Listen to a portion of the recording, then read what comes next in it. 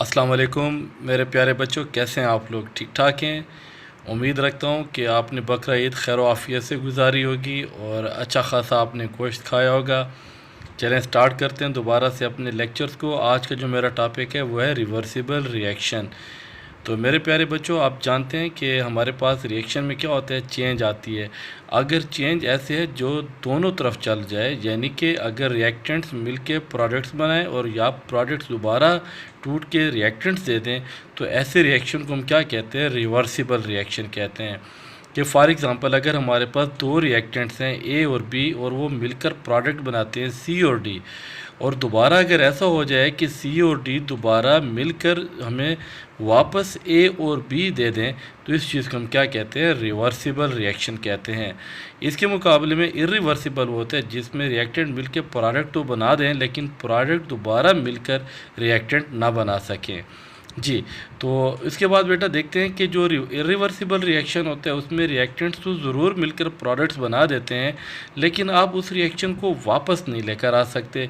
यानी आपकी ये अगर फॉर एग्ज़ाम्पल ए और बी मिलकर सी और डी बना रहे हैं, तो आप सी और डी को वापस मिलाकर ए और बी नहीं ले सकते। जबकि इसके मुकाबले में जो हमारे पास रिवर्सिबल रिएक्शन होता है उसमें जो रिएक्टेंट्स होते हैं वो मिलकर प्रोडक्ट्स बनाते हैं और प्रोडक्ट्स दोबारा आपस में मिलकर रिएक्ट करके वंस अगेन रिएक्टेंट भी बना सकते हैं। तो यह हमारे पास जहन में रख लें, जैसे कंबस्शन है। कंबस्शन वो होता है जिसमें जब कोई भी फ्यूल रिएक्ट कर लेता है ऑक्सीजन के साथ और वो दोबारा कार्बन डाइऑक्साइड और वाटर वेपर्स और एनर्जी देता है, तो ये रिवर्सिबल नहीं है क्योंकि दोबारा कार्बन डाइऑक्साइड और वाटर मिलकर हमें वो फ्यूल और ऑक्सीजन नहीं दे सकते। इसके अलावा बेटा अगर आप देखें, जैसे कि हमारे पास स्क्रीन पे भी नज़र आ रहा है कि हाइड्रोजन गैस आयोडीन के साथ मिलकर हाइड्रोजन आयोडाइड बनाती है। अब अगर ये हाइड्रोजन और यहाँ पे जो आयोडीन है ये हमारे पास रिएक्टेंट है और जो इसमें प्रोडक्ट है वो हमारे पास क्या है, हाइड्रोजन आयोडाइड है।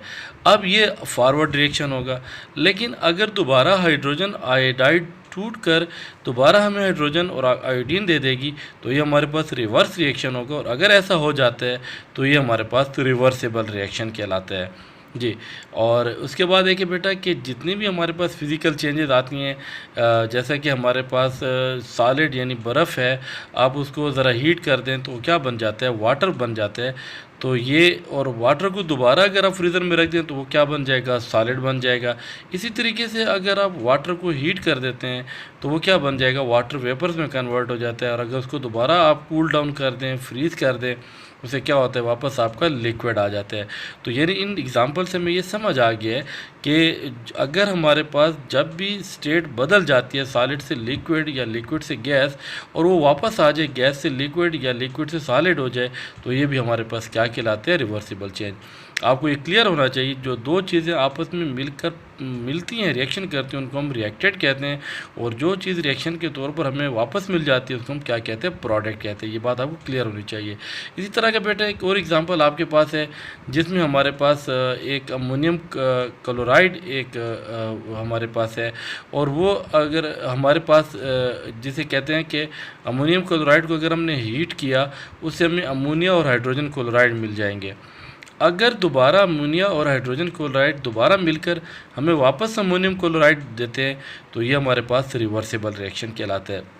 यहाँ बेटा ये भी क्लियर कर ले, जो इरिवर्सिबल रिएक्शन होता है उसमें एरो हमेशा फॉरवर्ड डायरेक्शन में होता है, जबकि रिवर्सिबल चेंज में एरो हमारे पास डबल होता है, जो जिसमें ऊपर वाला एरो फॉरवर्ड रिएक्शन को शो करता है और नीचे वाला एरो हेड रिवर्स रिएक्शन को शो करता है।